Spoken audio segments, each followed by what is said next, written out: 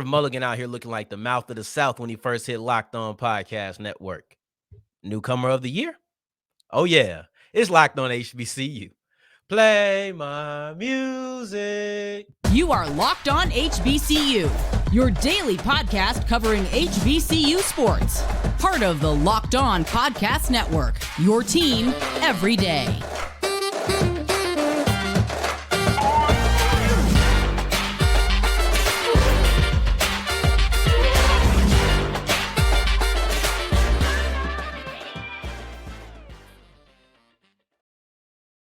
What's going on, family? Welcome back to another episode of the Locked On HBCU podcast, your number one daily one-stop shop for everything HBCU athletics, Monday through Friday, part of the Locked On Podcast Network, your team every day. And me, your gracious host, humble host, even though my intro might say, are you sure?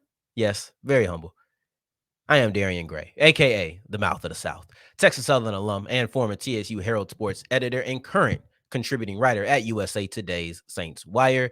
Thank you for going on this journey with me, making Locked On HBCU your first listen of the day every day. And remember, just because the mic cuts off does not mean that the journey is over. It just means it's time to follow me on Twitter at South Exclusives. Starts with an S, ends with an S. And today's episode is brought to you by eBay Motors. A championship team is about each and every player being a perfect fit, and the same goes for your vehicle. So for parts that fit, head to eBay Motors and look for the green check. Stay in the game with eBay Guaranteed Fit, only available for U.S. customers. And we have a really stacked show that kind of parallels yesterday's episode with some of the things that we're discussing, but just different teams and different players at play.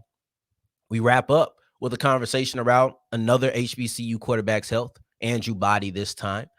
Before that, we will have something completely unique and different, but the HBCU rankings. What would it take for North Carolina Central to be knocked off the top of the NCAA's HBCU rankings? But before any of that, we open up the show with Irv Mulligan, who I believe is not only the front runner for the newcomer of the year in the SWAC.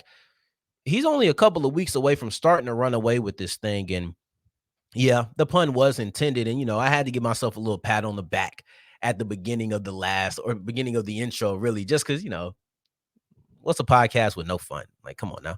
But Irv Mulligan looks good. Irv Mulligan has been performing well at the right moments. There's a couple of things, because I feel like there's recipes for so many things, right? You don't have to go in the kitchen and know the recipe for something. There's a recipe for Heisman moments or Heisman players. There's a recipe for success as far as team goes. There's a recipe for success as far as coaching goes. It's all about things, and oftentimes we call it the blueprint. But when I look at the blueprint, when I look at the recipe for what it takes to be some sort of superlative within the conference, and in this time, we're speaking about the SWAC player of the year, or newcomer of the year, excuse me. Irv Mulligan has it. Maybe most importantly, you need moments. You need something people can immediately register your name with. Like, okay, Darian Gray, Locked On HBCU. Like, that's just right there. You don't want them to be like, well, what did he do? You want something. It's not going to be every performance, but you need something, some moment that people say, oh, yeah, Irv Mulligan was a part of that. And he's had 2 already within 5 games for himself. See, he's the one who really kicked this Jackson State season off. It wasn't the first play of the season or anything like that, but that touchdown that he had against South Carolina State on, I believe it was a 3rd and 1, but he ended up taking it to the house. That was the moment. That was the introductory moment, not only for Irv Mulligan, because it was like, hey, I'm Irv Mulligan. Nice to meet you, to the house. But it was also Jackson State, because in a way, you got to remember, I know we're 5 weeks into the season and we're kind of beyond the preseason storylines when it comes to the Tigers. But when you really look at it, JSU had a lot to show people. People didn't know who Jackson State was going to be. So that first game of the season was big, and you had Irv Mulligan who kicked it off. And now as I sit here today, on the 26th day of September, the last game they played was Bethune-Cookman, and he closed that game out. It wasn't the last seconds. It wasn't ticking off into the zeros. He didn't march the clock out. But a 60-yard touchdown, I want to get it completely correct, because I want to make sure I get the yardage. Did I get the yardage right? He had 171, but I don't have the touchdown yardage on hand right now. But I believe it was a 67-yard touchdown, something of the sort. 66. There we go. That touchdown that he had closed out the game. It was okay. Now this game is out of reach because it was close. So you have now kicked off the season, kind of introduced the team, so we still have offense. And then also, you closed out a game. Doesn't matter that it's the game right before we're speaking, but you closed out a game. So he's had moments. Memorable, impactful, explosive game plays. These are things at the end of the year, you say, oh, yeah, remember when Irv Mulligan had 171 yards against Bethune-Cookman? And he ended up having that 66-yard touchdown run that closed it out and put the game really out of reach in a day when the rest of the offense was kind of struggling. I remember that. Remember that big play he had on national television against South Carolina State? He has that. So not only just that, he's had the production. Forget the moments. He's had production. Almost 100 yards a game, 5.8 yards a pop. The game that he struggled was against Texas State. A lot of times we're not holding that against people, but he had 2 touchdowns in that game. Had a touchdown in every game except for one, which was the FAMU matchup. And he has the talent to keep it up. The vision, the explosiveness, the decisiveness. So he can see the hole. Once he sees it, he decides quickly. And once he decides quickly, he's through it quickly. He's the type of player who's going to get every yard out of the majority of his runs. He's not going to dance around. He's not going to try to Barry Sanders. You're not Reggie Bush at USC. Like, that's not what he's doing here. He's going to see the hole. He's going to explode through it, and he's going to get all the yardage that he can. And he has the speed to hit the long ball if you don't get to him. But he also has the power to put you on your back. I really enjoy watching Irv Mulligan play. And to me, the only real competition he has, there's 2 real competitors, but one more so than the other, in my opinion. One guy is Khalil Arnold, and he's going to need to do more for me. He has 4 sacks on the season, but 3 of them came against Miles. So I need to see him do it against FCS production or FCS team and produce there more often. And he's a guy for UAPB. But quite frankly, I don't think UAPB is going to be good enough for him to get these type of nods over somebody like a Jackson State running back, who I do believe is going to be plenty good.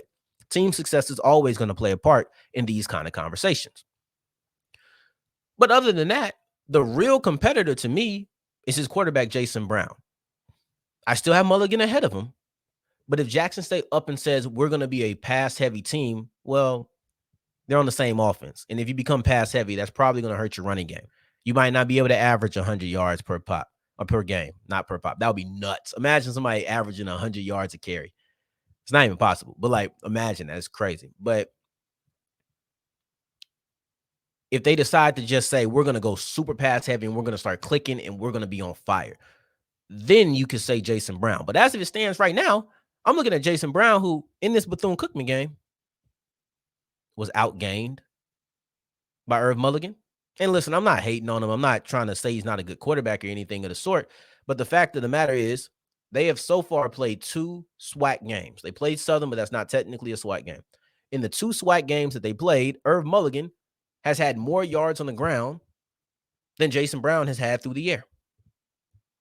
Simple and plain. Against FAMU, I know he had the injury, he had things that worked against him, but the numbers are not there, and numbers are going to be the deciding factor. It's not just, oh, I think this guy is really good. You have to have the numbers to back it up. And he's had under 100 yards in 2 games passing in the SWAC. Meanwhile, Irv Mulligan, he had, I think he has 77 against on the ground. He has 77 against FAMU, and he had a couple of yards through the air that ended up taking him over Brown's total. And in this game, he had 171 yards on the ground, and he had the game-winning touchdown. Because it was 14-9 at that point. Everything else was struggling. So I'm looking at Irv Mulligan. This is the guy. And you also want to look at it, how do they stack up against their peers? How does Irv Mulligan stack up versus Jason Brown? Jason Brown is 5th in passing.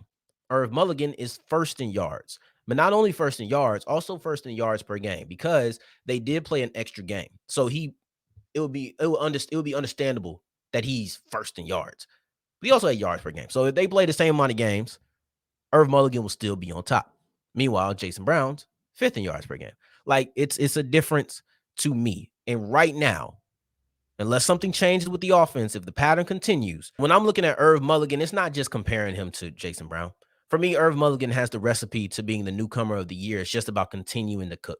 He's had the moments, kicked off the season, closed out this game versus Bethune-Cookman. He's had the production Forget the moments, just productions, period, averaging almost 100 yards per carry, 100 yards per game. I keep saying per carry. But then you also look at him, and he has the talent to continue to do it. You don't feel like it's a flash in the pan. When you watch him, you understand it. You could watch him with no knowledge of his stats, go back and look at his stats and say, yeah, that matches up. That's how I would decide who my newcomer of the year front runner is right now. But as we move forward, North Carolina Central has been the front runner in the HBCU rankings all year from day one. What would it take for them to move down even to number 2? Not even saying just drop, but move down to number 2. We'll have the answers to that as we continue with Locked On HBCU. Today's episode is brought to you by DoorDash. And so often when people think about DoorDash, they think about, okay, I'm going to go get myself a meal. But DoorDash actually also delivers groceries. So it's not just, I want to get this whole meal from whatever restaurant. Maybe I'm cooking today and I don't feel like going out to get whatever ingredient I'm missing. You can get it delivered to your door. Convenience, convenience, convenience. And if you are just now finding out about this and you want to be a part of the people who gets their groceries delivered to their door via DoorDash, all you have to do is go to DoorDash, go to the app, use the promo code LOCKEDONCollege, and you'll get 50% off. Yes, half, not 15, 50. You get half off your purchase up to $20. No subtotal minimum at all. Just put in your order. As long as it's up to $20 or less, you'll get half off that purchase. Go to DoorDash and once again, use the code LOCKEDONCollege to get half off your order. Any order up to $20. As we continue rolling on today's episode of Locked On HBCU, I appreciate you for making this your first listen of the day every day. Remember, on Friday, we'll be back with our game of the week. That'll be my segment in the college football kickoff live from 10 a.m. to noon Central right here on the Locked On HBCU, either podcast page or YouTube page. And once it's live and it's over afternoon, it'll be right here for you to stay and come back to. So no need to feel like you missed it. But I have a question. Not really have the answer. I have the question and the answer. What would it take for North Carolina Central to get knocked off their spot at the top of the NCAA HBCU rankings? Everybody has their own. For some people, FAMU's number 1. For some, I even seen somebody with Tennessee State at number 1. Right? So what would it take for the NCAA to take North Carolina Central off the top spot? I bet that water loud in the microphone. I won't do that again. But NCAA has their rankings every single week. And I'm always going to come on every Wednesday. We're going to look into it. I believe in routines. I believe in saying, all right, this week, this day, or excuse me, every week we're going to do this. And just so we're clear, the NCAA rankings are just for FCS schools, just for FCS HBCU. So I don't care if Benedict goes undefeated, you'll never see them here. This is not for them. And I believe in subdivision divides. Like I do. I don't really like ranking subdivision or D2 teams versus FCS or like FCS versus FBS. That's not me. That's not me. I'm really not a ranking person anyway, but I really wouldn't. I don't like to do that. The criteria is different to me. I'm not a fan of that. Some people can do it, not for me.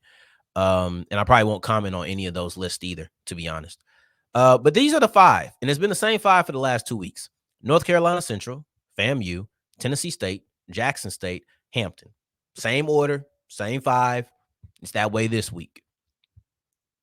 But I'm not going to come here and get the same, oh, well, this is the 5, and I don't think that Alcorn should be above these people. Hey, Alcorn isn't over PV anymore. Like, the game happened. It's settled. There's no need to talk about that any further. But I want to look at just number 1.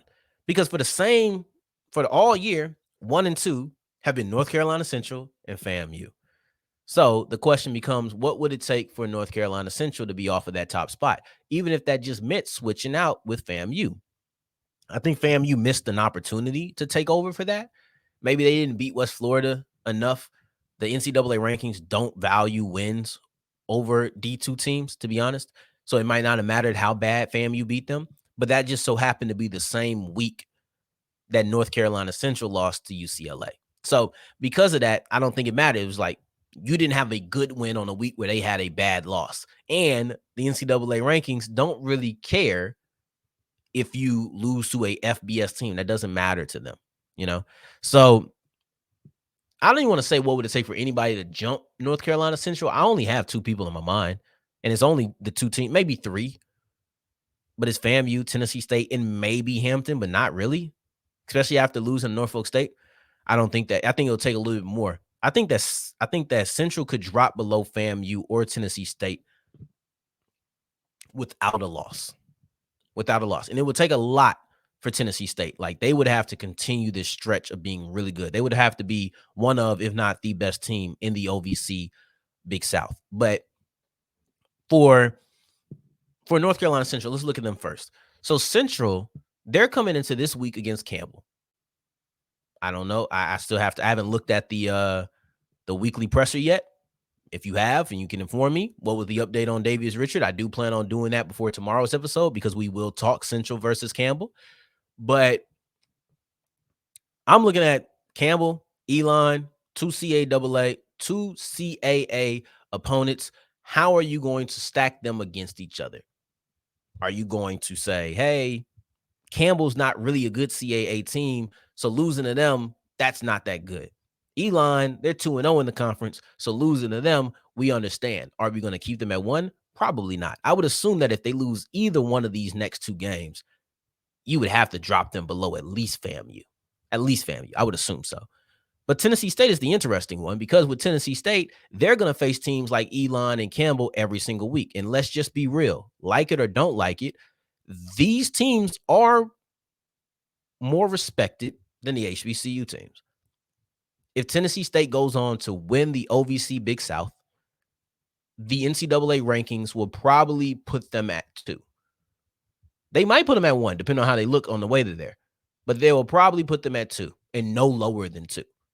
The Celebration Bowl loser will not be above Tennessee State if they win their conference. They just won't.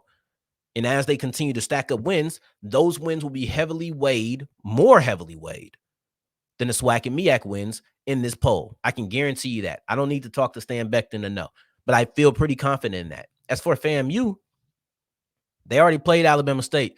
They already played Jackson State. They already played their games that are just impressive victories. They have. Now you have to have style points because there's certain games where, okay, if you get through it, you get through it, and we'll just let you have it. And there's certain games where you got to win a certain way. So they need to put people in the ground. They need to dominate. They need to be not even close. But how does North Carolina Central lose it? Obviously, a MEAC loss will drop them, I think, maybe 3-4 spots, honestly. I think it would drop them. Especially depends on how they lost it, because that team that beat them is going to jump them, and they'll probably go below FAMU, but I don't know who else will be there. I think FAMU is going to be there because I think FAMU is going to go undefeated in conference play this year. But maybe I should stop saying that because maybe I'm giving them the podcaster jinx. But overall, I think that FAMU is going to be solid. I really do. So I think they should be occupying that second spot until North Carolina Central gives up 1, if they do. But the only other way for them to lose that spot, other than losing a game, is to come on and struggle in the MEAC. If they struggle in the MEAC, then it's my personal opinion that they will end up being below FAMU at some point, even if they're winning. If they're struggling against Morgan State and Norfolk State and Delaware State, like they just struggle in multiple MEAC games but come out with victories, and FAMU's not struggling, they're just winning, even if they're not skating, even if they're just skating by, but they're not struggling, I think you'll see FAMU jump them. But Tennessee State has a great opportunity. All they have to do is go out there and win. And if they continue to stack up wins, if they go undefeated, I think you might see them at number 1. You really might. You really might. Right now, North Carolina Central is ranked 13, I believe. FAMU's ranked 18 in the AFCA national polls. So I think that this is reflective of that. It makes sense. Tennessee State is not ranked yet, but they still have to come on. They have UT Martin this week. So you have Campbell versus Central, Martin versus Tennessee State. And I'll have both of those games on tomorrow's episode as our extra games of the week. So be on the lookout for that. Matter of fact, let's move forward and progress towards tomorrow. And let's talk about Andrew Body. Some news came out about his injury, his health update, and when we will find out. And let's break that down as we continue with Locked On HBCU. Today's episode is brought to you by Jase Medical. And I love the Jase case because it's about being proactive. not about being reactive. Too often something happens. It's like, all right, let's go ahead and fix the problem now. No, let's not fix the problem now. Let's already have the solution to the problem ready for us. And then when the problem arises, we can fix it easier and quicker too. That's what the Jase case is. Just in case of emergencies, right? Let's go ahead and have these 5 life-saving antibiotics for emergency use. The way you get it is you go on, you fill out a quick survey. You might have to talk to a licensed physician. And all the way along the way, you're going to have ongoing care from these physicians at Jase Medical. So everybody should be empowered to care for themselves and their loved ones during the unexpected situations. All you have to do is get the Jase case. That's Jase, Jase case, and go to jasemedical.com. Promo code locked on, and you'll get $20 off of the case. Get the Jase case today and be proactive, not reactive.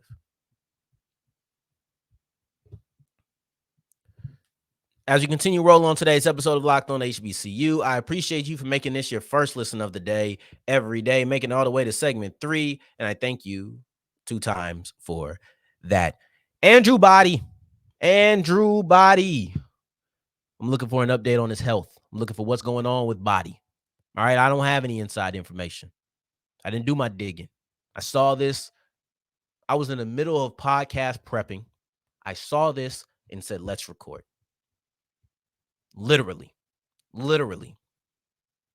So this is just pure assumptions. But what we do know is Coach McKinney on the SWAC presser, because the SWAC has a presser weekly, just like the MEAC does. And it's on YouTube if you ever want to look at it, for those who maybe didn't know already. He was asked about Andrew Body's health, as he should be, and he let out a chuckle. He's just I don't know if it was nervous. I don't know if he actually found something amusing. I don't know. But he let out a chuckle and then began to tell us that Andrew Body will inform us about his health. And he said something about HIPAA. He said something about just medical. He's not going to get into anything medical. But he said that Andrew Body will make an announcement on social media. This makes me uncomfortable as a Texas Southern alum, because I feel like he's going to medical redshirt, and maybe, I don't know. I'll just say medical redshirt. But part of me really feels like he's going to go. Just be honest with you. Something about the decision, and it feels LeBron James-esque, where he's saying, man, I made my decision. I'm going to enter the portal. I'm going to go ahead, medical redshirt, and enter the portal. Though I don't know if that's the best combination, because some coaches might be like, well, you're coming off of a medical redshirt. The portal options might not be that good.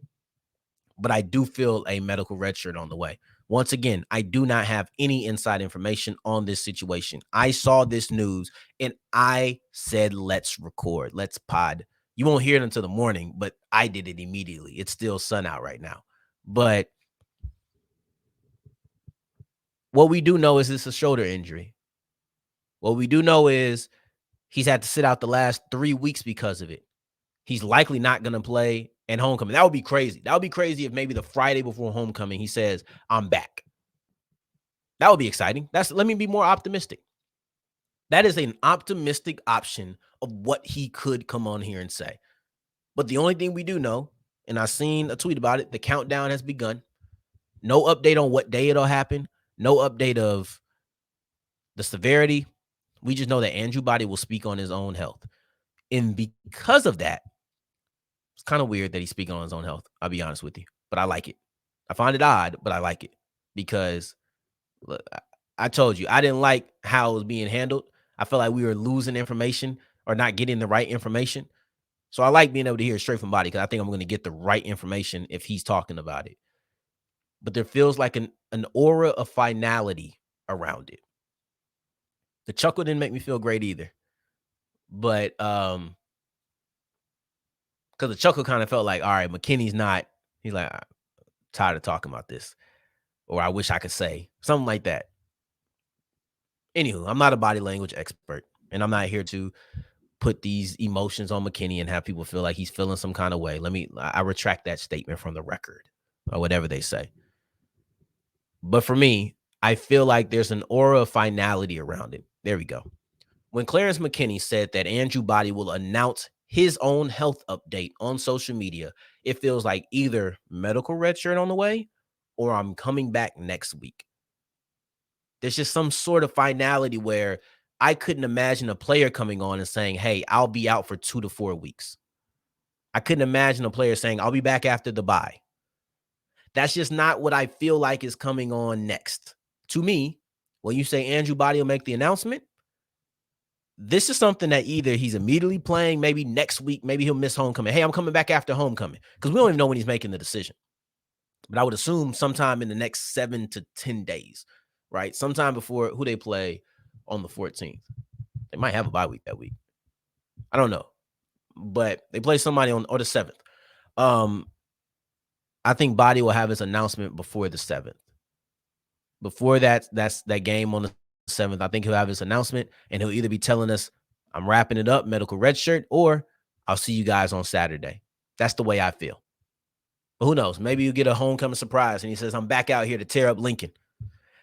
But that's the show. I appreciate you for making this the first listen of the day every day. Hopefully I get some more information, and maybe I'll share it with you. Maybe I don't know. But, if I get the information and I can share it, then I will.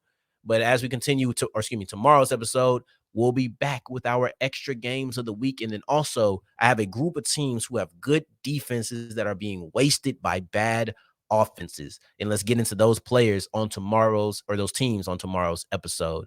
But in the meantime, in between time, if you're looking for me, you can find me on Twitter at South Exclusives. Until the next time that we hear each other, family, take care, stay blessed. Peace.